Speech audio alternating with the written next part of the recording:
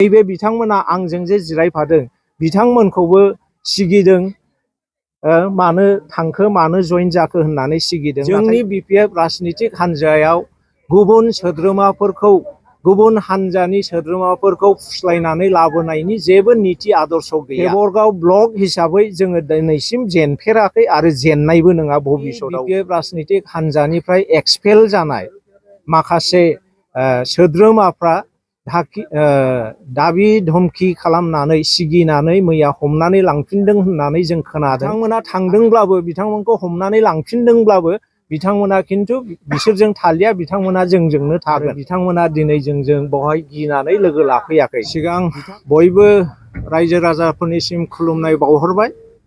दिनै जोंहा देबरगाव ब्लक बिपिएफनि आन्डाराव हलथुगाव प्राइमारि सिङाव थानाय धर्मपुरी नैबे गामियाव जोङो मोनसे मिथिं लिंदों प्राइमारिनि। बे मिथिङाव गाहाय आलासि महरै जोंनि बिपिएफ राजनितिक हान्जानि आफादगिरि श्रीजुत हाग्रामा महिलारि सारा नुजाथिफैदों आरो बेजों लोगोसे गोबां बिपिएफ राजनितिक हान्जानि दैदेनगिरिफोर, उइमेननि, इयुथनि, बिएसइउनि गासैबो जोंजों लोगोसे लोगो लाफाफैदों। आङो बिनि थाखाय बिथांमोन बयखौबो साबायखर बावहरो बे समाव। आरो मोनसे बिसेस मिथिहोनायखौ आङो बे मिडियानि गेजेरजों मिथिहोनो हास्थायदों। बे जाहैबाय थांनाय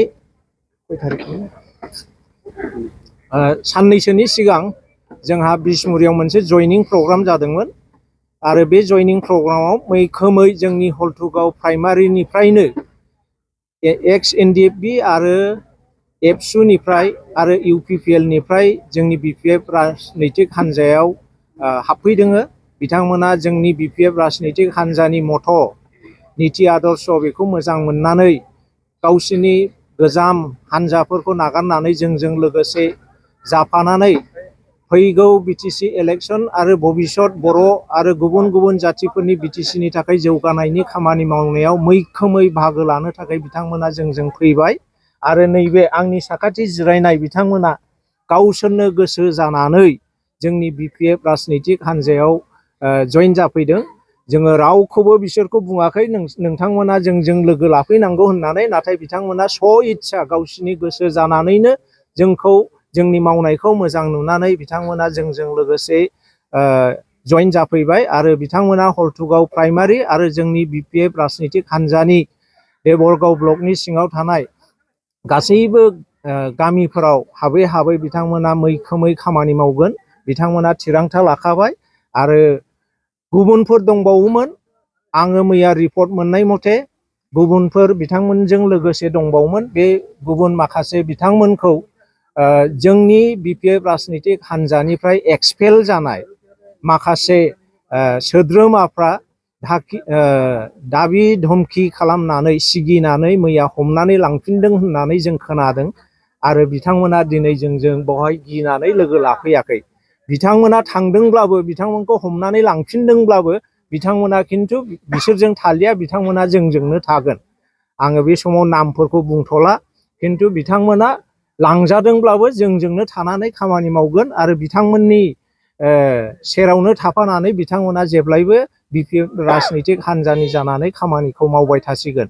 आरो बिथांमोना जे जोंजों जइन जादों, बे जइन जानायाव जोंखौ बुंदों बायदिसिना होगोन मागोन होननानै फुस्लायनानै लांदों होननानै। बिथांमोननावनो नोंथांमोना सोंबाय, दाखालिबो सोंबाय, दाखालि बिथांमोनाबो बुंबाय जोंनि बिपिएफ राजनितिक हान्जायाव गुबुन सोद्रोमाफोरखौ गुबुन हान्जानि सोद्रोमाफोरखौ फुस्लायनानै लाबोनायनि जेबो नीति आदर्श गैया। जोंहा बेबायदि माब्लाबाबो जोङो मावाखै। बरन्स जोङो बुङो जे जोंनि बिपिएफ राजनितिक हान्जाखौ सोरबा जुदि गाज्रि मोनदोंब्ला दुखु मोनदोंब्ला बिथांमोना थांथों, जों बेखौबो बादा होआ। खिन्थु जों गुबुन हान्जानिफ्राय गुबुन संगठनफोरनिफ्राय फैनायखौबो जोङो हमथाया, जोङो लायो। जायहा फैगोन बिथांमोना जोंजोंनो लोगोसे थानानै खामानि मावगोन। आरो जायहा थानो गोसो गैया बिथांमोना थांगोन। जों रावखौबो फुस्लाया। थाखा फैसा होगोन होननानै माबा मोनसे होगोन होननानै जोङो रावखौबो फुस्लायाखै, दिनैसिमबो फुस्लायाखै। आरो आं देबरगाव ब्लकनि प्रेसिडेन्ट थासान्दियाव बेबायदि खामानिया माब्लाबाबो जानाय नङा, माब्लाबाबो जानाय नङा। जोङो माब्लाबाबो रावखौबो फुस्लाया। जायहा जेखौ मोजां मोनदों, जायजों हामजाजानायखौ मोनदों बिथांमोना बेजोंनो थानानै खामानिखौ मावगोन आरो जोंनि BPF राजनितिक हान्जाया दा गोख्रोंनिफ्राय गोख्रों जागासिनो दं। BTC इलेक्शना फैगासिनो दङ। जोङो BTC इलेक्शननि थाखाय दा साखाफारा खानानै दंखासै आरो जोंहा देबरगाव ब्लक हिसाबै जोङो दिनैसिम जेनफेराखै आरो जेननायबो नङा भबिष्यतावबो जों जेननाय नङा। गुबुनफ्रा थांब्ला थांथों खिन्थु जोङो भटआव इलेक्शनाव माब्लाबाबो देबरगाव ब्लक हिसाबै जोङो माब्लाबाबो जेननाय नङा। बेनिखायनो आङो खावलायो रायजो राजाफ्रा भुल माखासे मिडियाफ्राव इनफरमेशन खोथा बाथ्रा बुंनायफोरखौ फोथायनो नाङा।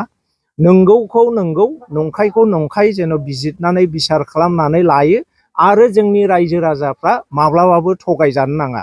नैबे बिथांमोना आंजों जे जिरायफादों बिथांमोनखौबो सिगिदों मानो थांखो मानो जइन जाखो होननानै सिगिदों, नाथाय बिथांमोना गियाखै। मानोना बिथांमोना जेबो दाय मावाखै। गावसोर जेखौ मोजां मोनदों बाव थागोन। जोंखौ मोजां मोनदों, जोंजों लोगोसे थाफानानै खामानि मावनो बिथांमोना थिरांथा लादों। जों मस्ट वेलकाम खालामदों, जोङो बरायनानै लादों आरो जोङो बिथांमोनखौ साबायखर होयो। आरो फैगौ BTC इलेक्शनाव जोंनि बिसेसकरि नैबे हलथुगाव प्राइमारियाव जोङो थांनाय बाराव बबेबा भट सेन्टाराव एसे खम भट मोनदोंमोन। बे भट खम मोननाय सेन्टारफ्रावबो जोङो देरहासार जाफिनगोन। बिथांमोननि नाजानाय आरो जों बयनिबो खौसे जथाय जानानै खामानि मावनायनि गेजेरजों जोङो देरहासारनायखौ मोनगोन। आङो बेखिनिखौ रायजोफोरनो मिथिहोबाय आरो बयबो जेन' लैहोर फैनानै जोंजों लोगोसे थाफानानै BTCनि भबिष्यतखौ बानायनायाव जोंनि आथिङाव गसंनानै थानो हानायनि खामानिखौ मावनायाव जेन' बयबो मदद होयो। आं बेखौनो बयनिसिमबो गुरै खर' गंग्लायनानै खावलायबाय।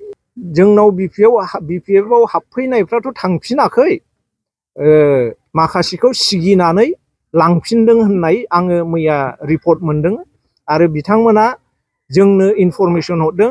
जोंखौ लांदोंब्लाबो सिगिदोंब्लाबो जोङो बिथांमोनजों फैदों, दिनै लोगो लानो हायाखैब्लाबो जों BPF जाखाबाय, जों BPFआवनो थागोन होननानै जोंनो खोन्थाहरदों।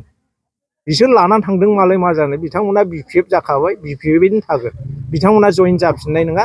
मैया मिडियायाव ससियेल मिडियायाव होनानै खोन्थादोंनो जे जबरदस्ति लांदों, जोंखौ थगायनानै लांदों होननानै। बिथांमोननाव सोंनो हागोन जों मा रायलाया, माब्रै बिथांमोना जोंजों कन्टाक्ट खालामनानै जइन जादों, बिथांमोननावनो सोंनो हागोन। बिथांमोनानो रोखायै बुंथिनो हागोन रायजोफोरनि सिगाङाव।